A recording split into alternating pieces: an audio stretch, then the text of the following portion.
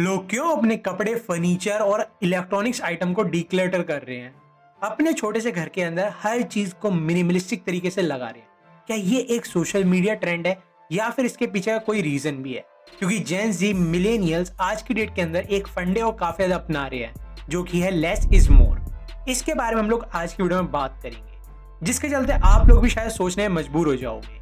क्योंकि डीक्लटर और जो लेस इज मोर का कॉन्सेप्ट है, वो बात सिर्फ सामान कम करने की नहीं, जिंदगी बदलने की है। मिनिमलिस्टिक लाइफ का कॉन्सेप्ट आज का नहीं है, ये चीज हिस्ट्री से चलती आ रही है, जहां पर मॉन्क और स्पिरिचुअल लीडर्स अपने लाइफस्टाइल को बिल्कुल ही सिंपल रखते थे। जितनी चीज की जरूरत है बस वहां से उतना ही, उसके अलावा एक्स्ट्रा बिल्कुल भी नहीं रखते थे।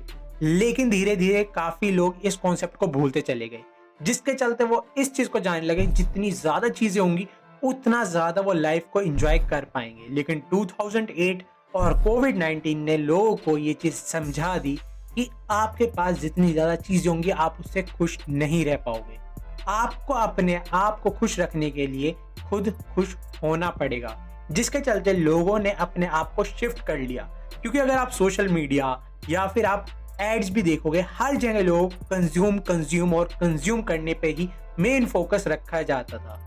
लेकिन लोगों ने इस शिफ्ट को धीरे धीरे अपनाना शुरू कर दिया, जिसके चलते वो अब अपने आप को उतनी ही चीजों में रिस्ट्रिक्ट रखते हैं जितनी की उन्हें जरूरत है, या फिर एक आधी चीज एक्स्ट्रा ले ली। यहाँ पर ये नहीं है कि वो ज्यादा सामान लेकर अब अपने लाइफ को दोबारा से कॉम्प्लेक्स करना चाह रहे हैं, और वो इसकी जगह अपनी फैमिली और अपना कीमती समय अपने पीस ऑफ माइंड के ऊपर इन्वेस्ट करना ज्यादा पसंद कर रहे हैं।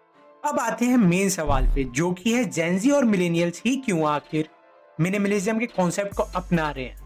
तो इसके चार मेन जो आंसर निकल के आते हैं वो है पोजेशन की जगह वो अपने एक्सपीरियंस को ज्यादा इंपॉर्टेंस देते हैं, जिसके चलते वो किसी भी चीज को ओन करने की जगह अपने एक्सपीरियंस पे पैसा खर्च करना चाहते हैं। जैसे कि ट्रैवल हो गया, किसी कॉन्सर्ट को अटेंड करना हो गया, किसी मूवी का एक्सपीरियंस गेन करना हो गया, या फिर किसी बुक पर उनका पैसा इन्वेस्ट करना हो गया।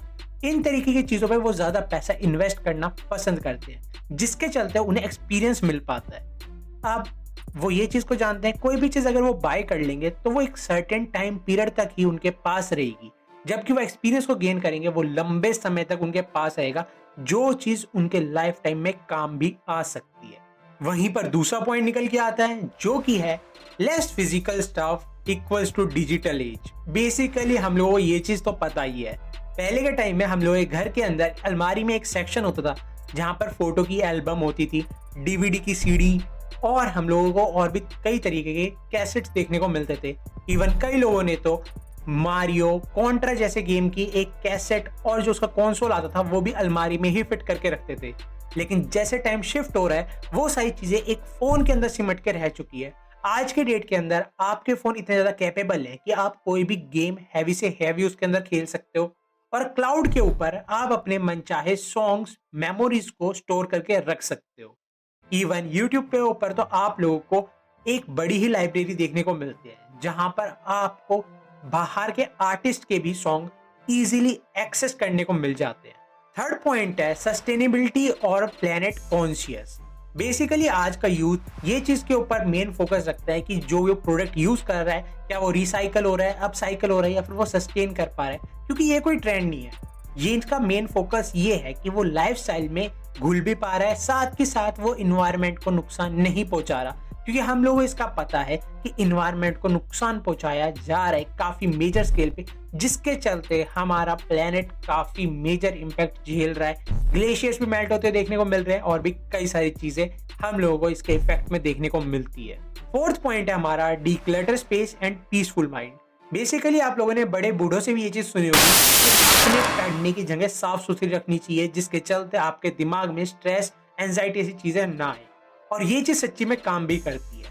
अगर आपका रूम प्रॉपर साफ सुथरा है तो आप वहां पे जाओगे तो आपका फोकस सीधे काम पे लगेगा, आपका माइंड डिस्ट्रैक्ट नहीं होगा। कभी वो वहां पे जा रहा है, कभी आपको अजीब सा लग रहा है कमरे में बैठ के, ये सारी दिक्कतें खत्म हो सकती है। तो ये सारी चीजों को लोग फॉलो करने लग रहे हैं। अब ये सारी बातें तो मैंने आप लोगों से कर ली, लेकिन क्या इसके पीछे कोई डाटा ड्रिवन इनसाइट भी है? तो उसके बारे में बात कर लेते हैं। 78% जेनजी और मिलेनियल से ये चीज पूछी गई थी, तो उन लोगों ने इसी तरीके की चीजों का एक्सपीरियंस को महत्व दिया है किसी भी चीज को बाय करने से ज्यादा।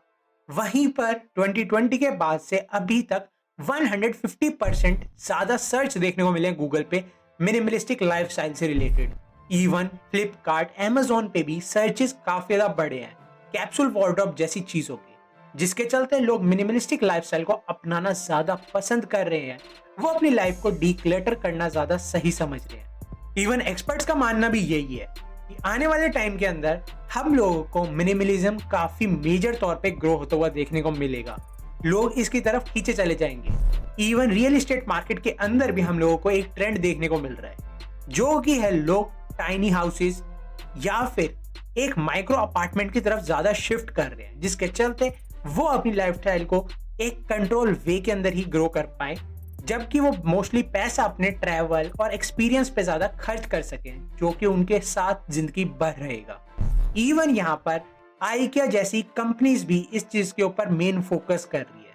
वो मिनिमलिस्टिक आइडिया वाली चीजें शोकेस करती हैं और जो चीज काफी ज्यादा पसंद आती है आज के यूथ को,